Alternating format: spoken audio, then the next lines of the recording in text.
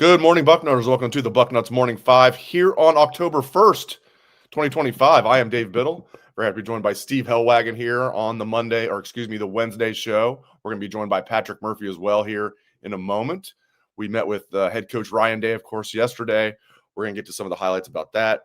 First thing, Steve, it feels like to me, I'm curious to get your take on this. We have Patrick's take as well, that this offense, while not putting up like gaudy total yardage numbers, it just feels like they could if they needed to.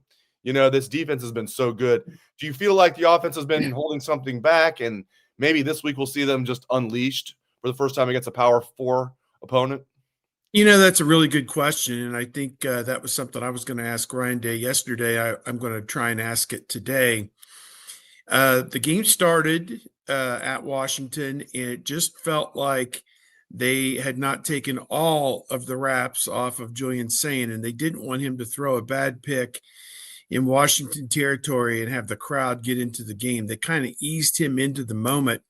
And the two halves were just completely different when you look at how things went in the first half. And then he came out on the first drive of the second half and he completed 8 of 9 passes for 62 of the 75 yards that they went on that touchdown drive. To me, that just showed you that they do have confidence in him, and he's earned their trust. And I think that you're going to see more put on his plate as they go along. I don't think it's an issue, obviously, this week at home against Minnesota. You have the home crowd there. In Minnesota, again, defensively, we'll have to check them out and see what they really bring to the table. But certainly when they go on the road next week at Illinois, it'll be a hostile environment, sold-out crowd there at Memorial Stadium.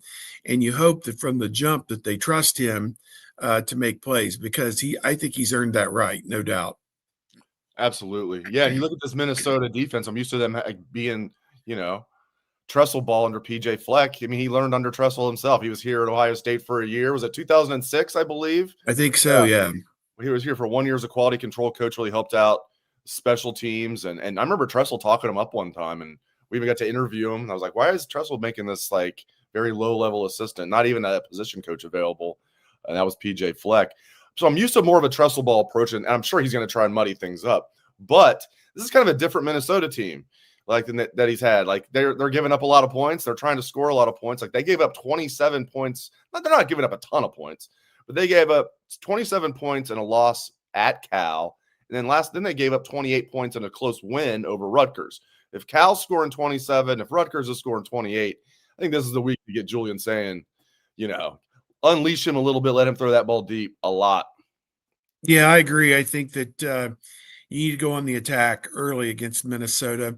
Minnesota is not able to establish the run right now. They're down a running back or two. I think the main guy's name, I believe, is Darius Taylor, and he's not available, I don't believe, or at least he wasn't last week. And that Flex said that they'll have to just wait and see this week if he's available. So to me, I look at it, and I just think that Ohio State's defense is going to come after the young quarterback, Drake Lindsey from Minnesota, and make him try and beat them throwing the football. I'm not sure that that's possible. So I don't know what the line is on this game. I think it was 2 touchdowns or 3 touchdowns. I don't know, but 3 touchdowns. 3 and then a little higher. I think it was at 23. Wow. There. Yeah, I'm wondering if that's enough. I mean, Ohio State played him in Columbus 2 years ago and beat him 37-3. So, we'll see if the Buckeyes can top that. That may be the goal for this week, is to see if you can beat them worse than you did 2 years ago. I don't know. Man, that'd be tough to do. Patrick, welcome to the show. Patrick Murphy. Hello. Good to see you. Okay, so I was asking Steve, I don't know if you heard. So, I have the feeling, you wrote a little bit about this yesterday. Do you feel like the offense, you're a Buckeye fan, should you be concerned about the offense, or would you be more in my camp where it's they really haven't put up gaudy numbers against the 2 Power 4 opponents because they haven't needed to. I really believe if they needed to open it up, they would, and they could, and they would be efficient doing so. I'm really impressed with Julian Sayin. Obviously his accuracy, his quick release, but his poise is so impressive. So where are you at with do you think the offense is kind of holding some things back? And you think they might unleash Sayin to some extent this week against Minnesota? I think the biggest thing is that when you've played the biggest games, and we'll include Washington in there with Texas, they have taken this conservative approach because they are able to with the defense that you mentioned, Dave. You think back to CJ Stroud's first year and how much they put on him early, and think about that Oregon game and how many times he threw in that game and kind of what they asked out of him because they knew like he was their best way of winning. And when Ryan Day was asked yesterday, like, are you okay winning by defense? Dave, you and I talked about this on the Instant Reaction show. He's not okay doing it, but he wants to win, right? And so I think that they recognize they have a talent like a CJ Stroud, but you don't need to put as much on him early right now because of what you can do defensively. And you're able to still score points, move the ball without having to do that. Now, I think you've seen the potential of Julian Sayin, right? 9 of 9 on deep balls, as Dan Rubin has mentioned a number of times. Some of the other throws he's made. So I would like to see, now that they're in Big Ten play, Minnesota, like Steve was talking about, this is a team you can attack, I think. So I would like to see them let Julian Sayin cook a little bit more. But I understand Ryan Day's approach. It's sort of frustrating to watch, like that second drive against Washington on Saturday when we're sitting in the press box. Like, I could feel the frustration from the Buckeye fans, both on social media and in the stadium, because it's like, just go, like, march down the field using your best weapons, which are the receivers, right? But look, you win, what was it, 24-6 at Washington. I think you're okay with it. And you saw Julian Sayin get to open it up a little bit more in the second half. And I think we'll see more and more, even against some of the bigger opponents, the Illinois, the Penn States down the road.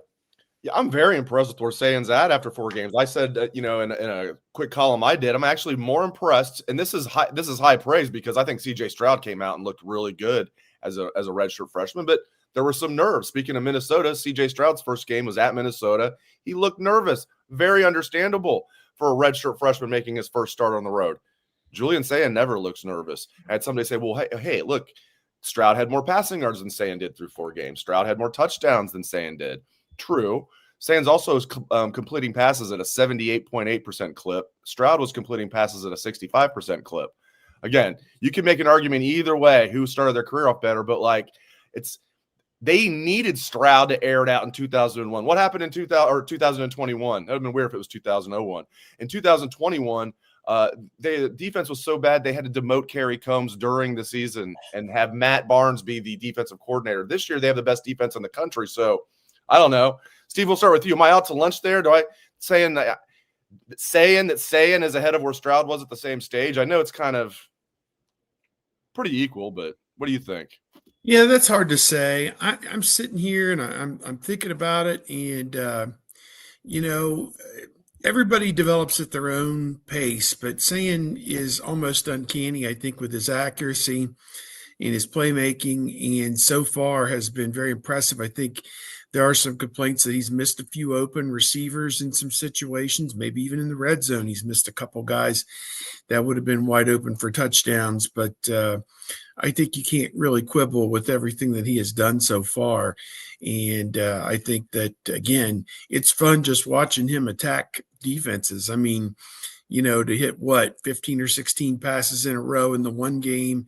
And then that drive to start the second half, he and Jeremiah Smith, it was like they were attacking with precision, going right down the field, out pass, crossing pass, all these different things that they were doing. It was fun to watch. So it's fun watching him grow up right before everybody's eyes. I know that. I never thought we'd see a quarterback more accurate than CJ Stroud, and I think we're seeing it. I think he might be even more accurate, which is crazy because CJ was so accurate. But yeah, I mean, where are you at with that? It's hard to compare, Patrick, because like I said, CJ was just thrown in the fire. It's like, you got to go win the games for us, kid, because our defense sucks. Like, we just had to demote the defensive coordinator, and this year's we have the best defense in the country. Just go in, don't make mistakes, Julian. I thought Julian, he talked about this a little bit yesterday. Some of his best throws were the ones that he just threw away. Where are you at with that discussion, Pat, when you look at where Sayin and where Stroud was at the same stage? I think the potential is there, no doubt about it. I think we knew that coming in, that this was, from a talent standpoint, very similar type of player. Frustrations with runs also, though we did see a little bit of that on Saturday against Washington. But yeah, I think like the way that they play the game, obviously they're different physically. Stroud is much taller, but I think that there's a lot of similar traits. But I do think that the major difference is just the way that the Buckeyes have to use the quarterback, like we're talking about. I think that once you get to second year Julian Sayin, I think it'll be easier to make that comparison, because, you know, even Stroud, I mean, towards the end of his redshirt freshman season, he was really good. But look, people wanted him benched, right? Like, he had to sit out a game because of the shoulder injury, which I think also had some mental, you know, just kind of, hey, let's get him out of this for a minute, let him heal up there. You know, people were calling for Kyle McCord. I think the narrative has changed since everyone saw Kyle McCord and CJ both play. But, you know, no one's calling for Julian Sayin to be benched, at least that I've heard, right? So I think I heard Lincoln Keenholz's mom is I think even she's on board. I think she's on board. Yeah. So I think that what you're seeing is, if Ohio State had been able to work CJ in like this and kind of ease him into becoming the quarterback that he was, that would have been the ideal situation. But look, Ryan Day's talked about it, just winning games. That's all that matters. You know, if one of these guys ends up in New York for the Heisman, great. You know, they won a national championship with no Heisman finalists. They've had a lot of Heisman finalists recently. Which would you rather have? Exactly. All right, let's talk. I feel like, you know, we were talking, you know, yesterday and the day before about how we weren't talking enough about Caden Curry, so we've been talking a lot about Caden Curry, and we can talk even more about Caden Curry. A group that we're not talking about enough is the offensive line. I think we've been talking about it, but man, they've been elite. Like, you look at what Saraveld's doing; he has not given up a pressure all year in 4 games. He's never played left tackle before; has not given up a pressure. Let alone, I mean, if you told me he hadn't given up a sack, I'd be impressed. Hasn't given up a pressure. And then you look at what Montgomery's doing at left guard, what Hinsman's doing at center. Those two are the co-players of the week for the offense. You look at that; they got that tandem right now at right guard, fighting it out with Tegra and Onionwa. Those two would just absolute mountain men. And then you look at Phillip Daniels, the tough guy at right tackle. And I like the depth. Some of the guys that, if they needed to play, I think like Josh Padilla could get the job done if he needed to. Ian Moore, Van Sickle, they've got depth. I love this offensive line, Steve, and then we'll kick it to Pat for his thoughts. Yep. You know, the only thing that, you know, sets them back are their own mistakes. I mean, Tegra with a false start, Phillip Daniels shoving the helmet off of a dude. You know, you can't, and Day was kind of being humorous yesterday. He goes, Phillip plays with an edge. And we like that all the way up until the flag comes out. Yeah, thank you for. I'm still trying to like falls off that edge. No, I love that. I don't like the penalties, but give me just a junkyard dog at right tackle. Yes. They said like during camp when fights would go down, Phillip Daniels was always in the middle of it. I love that. The Texas dude was giving him heck, you know, trying to give him heck at the beginning, you know, all reputation dude off the edge there, and he's like, I know you're not talking to me. Are you talking? You're talking to me? You know, Phillip Daniels, you know, just wasn't having it. And, you know, I see all the sacks that they had that day. So, yeah, it was, you know, the offensive line's doing a great job, I think. And maybe a little bit better in the red zone, a little bit better establishing the run at times. But, you know, just get that much better every day, just a little bit better every day. And by the end of the year, they will be just beyond dominant. I mean, this team, you know, is carving out its own identity. And I think to go to Washington and dominate the last 40 minutes of the game the way that they did, just Dave and I, I used my line. They just slammed the car door on their head for the last 40 minutes. And the funny thing was, you could hear the big roars when Washington did something, and then the dull roar of the 15 or 20,000 Ohio State fans when the Buckeyes did something. In the second half, with the way the two lines, the offensive line, the defensive line played, it was nothing but dull roar after dull roar after dull roar, and there were no loud roars. That shit was over. So yeah. Yeah, Pat. They definitely dominated. The Buckeyes did on both sides of the line. But we've talked a lot about the defensive line. But yeah, O-line. The O-line was so physical in that game. I noticed watching it live, then rewatching it. It's just fun watching some of these guys just playing all the way to the whistle, just slamming their dude legally into the turf. There were a couple times I wondered, are they going to call a penalty here? Because it's like pretty close to, walking that line. But man, I'm just really impressed with where this O-line is. Kudos to Tyler Bowen, what he's doing, and he's got some good personnel to work with, no doubt about it. Can I throw one thing in? Yes, sir. Edric Houston, 2 weeks in a row, Ryan Day's been asked, what's up with Edric Houston? And he doesn't really specify the comment directly to Edric, but he gives you all these generalities of showing up to work every day, leaving all your problems that are off the field, don't mope around, just all these different things that they're kind of like, it's up here with Edric right now, as opposed to, physical ability or something. And this is a guy that we were told worked so hard in the offseason on his body and was ready to go. And the play counts tell the story. He and McDonald played basically 37 snaps against Texas, and he hasn't played more than 15 or 16 in any game since. And he had the personal foul penalty this past week against Washington, where he slapped the guy at the end of the play. What's up with Edric Houston? Does anybody have any idea what's going on there? He's in the doghouse. I think he's in the doghouse. Yeah, he's probably has that knee's probably still bothering him a little bit. I think it started in the Grambling game. He had the two. Excuse me, I'm getting choked up thinking about it. A little bit clumped. Speak amongst yourselves. No, seriously, I think he's in the doghouse because he had those two penalties against Grambling, and all of a sudden he doesn't start the next week. And maybe he was a little upset about that. When I see stuff like this. This is not our first rodeo. I would bet heavily it's doghouse related, but they know that they're going to need him. They know they need you. Listen, because what does Coach Day always say? He always says the talent's there, the talent's there, the talent's there. He always mentions that multiple times. So that's my take on it. Pat, I guess we're going to go Edric Houston, then we'll go O-line. Edric Houston, Patrick. He's hurt. You don't wear a knee brace like that and just come back all of a sudden. Let me tell you, having dealt with knee injuries, I'm sure he's capable of playing, but I don't think we're seeing the best of Edric Houston. Now, I do think, to be clear, Ryan Day was asked, when you have a guy like that had such high expectations and now is not playing, how do you deal with it? And that's kind of why he talked about sort of leaving your problems at the door. But let's remember, this is only a second-year guy. He didn't play a ton last year. He was kind of in those goal line packages. He also is learning this position still. They recruited him as a defensive end. I mean, you look at the Texas game. Yeah, he played 39 snaps. Did he play great? No, not really. He was fine. So I think, that knee bothering him probably affects his play. It's unfortunate that, you weren't able to kind of ease him in. You had to get him back for the Texas game. But I think that job is still out there for him. It's not like Tywan Malone, who I think's come in and played solid, but he hasn't come in and owned that job, right? So I think it's a combination of, probably not playing up to the way he or the Buckeyes want, and then, having to deal with kind of losing that job early in the season. And, they want to show him how to handle it properly. And I think that kind of fits into whether you want to call it doghouse or just hey, you got to learn how to deal with some adversity.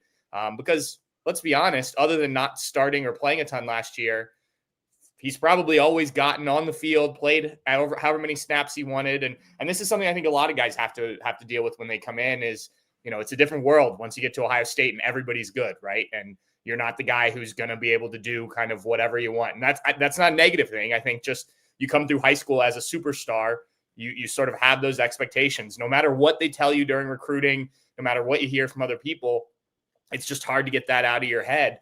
And so I think this is just a learning experience for Edric, and we'll see how he comes out the other side. Hopefully he comes out a better player because of it. Offensive line, I mean, just, like I said, Saraveld, I just, what he's doing is so impressive. What he did last year was impressive. He was a redshirt freshman last year doing that, playing both right guard and left guard. Started a couple games early when Donovan Jackson missed the first 2 games of the year. And then now going to left tackle, not even giving up a pressure. And he wasn't even the player of the game. I mean, you had Montgomery and Hinsman playing great. They were the co-players of the game. I can't say enough. And I know Onionwa didn't play this past game, but we're still hearing it's a good battle in practice. Maybe he was a little banged up, or maybe Tegra's finally taking the bull by the horns there at right guard. But I'm hearing that's still a battle between Onionwa and Tegra in practice. And then the aforementioned Philip Daniels at right tackle. I'd love this O-line, man. Yeah, you talk about Sareveld. I'm thinking back to rewatching the games. I can't think of any time that he's been mentioned.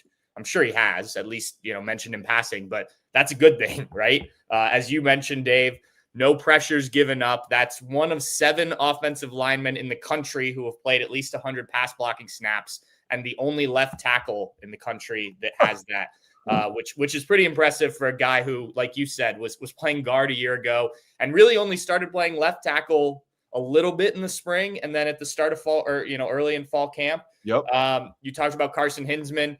He was if you believe PFF, he was the highest graded center in college football last week. No pressures allowed. Luke Montgomery did allow 2 last week, but he was also one of the highest run blockers according to PFF. And you look at when they get in those short yardage situations, they often run behind Luke Montgomery, right? It's off to the left behind the guard there because they know what a good run blocker he is. I think Philip Daniels, that aggression is a good thing if you can control it. Tegra's interesting for me because I think if you're going to pick a weak link, and I use that term very loosely on the offensive line, that's clearly it. He's the one being rotated at times. He was being rotated last year too. The kid has held on to this job despite multiple attempts to see if someone else can be better than him. Is it perfect? No, but he was the starting right guard on the national championship team, and now he's the starting right guard on the number 1 team in the country. So he's getting the job done, whether it looks the way people want or not, or either that or they just don't have somebody who can come up and take it from him. But it's working because they won the national championship and they're the number 1 team in the country, and the offensive line is a big reason for both of those things. Let's talk a little more about this Minnesota game. Steve, we'll kick it to you. I do have respect for the job PJ Fleck's done there. They're typically a solid team, but this just feels like it's going to be a blowout. Night game. Feels like Ohio State's offense has been holding some things back. I'll wait till Friday to give my final score prediction, but I like Ohio State to cover the spread here for sure, because Minnesota, I don't think they're going to be able to hold Ohio State's offense under 35, and I don't see Minnesota scoring double digits on this defense. I've seen people not if they can't run the ball. That's the thing. No one's until someone does score double digits on this defense, I'm not going to predict that anybody's going to, and certainly not Minnesota. I think Ohio State's going to smash them pretty good. Yeah, it doesn't set up well for Minnesota to be one-dimensional with a young quarterback. It just doesn't, given the fact that Ohio State just teed off on Washington. So to me, I agree with Dave. I think Ohio State's offense is gonna make some plays, and you can't really predict that Minnesota is going to make very many at all. I just a young quarterback. Minnesota's defense did play. They got in the backfield a lot against Rutgers, so we'll see if they're able to penetrate this offensive line and get into the backfield and pressure Sayin. I don't know that it's possible, but I just don't see this. I don't think it'll be a let-up game for Ohio State, even coming back from the West Coast, because it's a night game, and I think they'll be riding some enthusiasm, off of that. And I just can't see that this is going to be a close game. There's nothing that indicates that it will be. Thank you, Steve Hellwagon. I appreciate it. We'll get you out of here. Thank you to Steve. All right. And then Patrick, same thing, man. Like I said, I have a lot of respect for PJ Fleck. I think he's been a really good hire for them. Is he like Kirk Cignetti level for them? No, obviously not. He's not like great, but he's been a solid head coach for them. And I think Drake Lindsay is a good young quarterback, but like I said, I think they're in trouble this week, Minnesota. What do you think? Yeah, I think so. And if I'm being honest, I haven't watched a ton of Minnesota yet. I did watch that Cal game that was on late night couple weeks ago. But look, this is when Ohio State says it's about us. We're focused on us, what we do. I think this is one of those games for sure.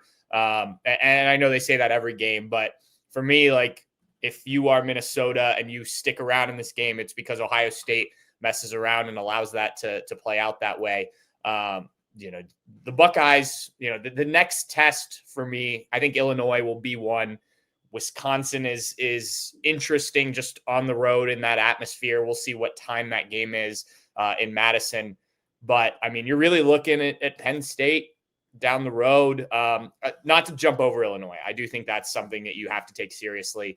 But you saw USC go in there and nearly win, obviously, what they did with Indiana. But the Minnesota game for me is don't be looking ahead like I'm doing right now. Don't do that. You got to take care of business. And, you should, though, if you play the way you have, you've been focused the way you have all season, it should be a comfortable win, as you guys were talking about earlier. Great stuff from Patrick Murphy. Thank you, Patrick. I appreciate it. And thanks to Steve thank Belwacken for his insights. And thanks to everybody who is listening and watching the show. We appreciate that very much. We have interviews tonight. Ryan Day. And do we know the players yet? I don't think we do. No, I don't think we've heard yet. But, Jerry will send something out here probably in the next couple hours. So anyway, we're going to get Ryan Day lightning round and handful of players after practice today, probably around 6:30. So keep it locked to Bucknuts for that. Thanks to Steve. Thanks to Patrick, and thanks to all of you. We appreciate it. Hope everyone has a great rest of your day. Go Bucks.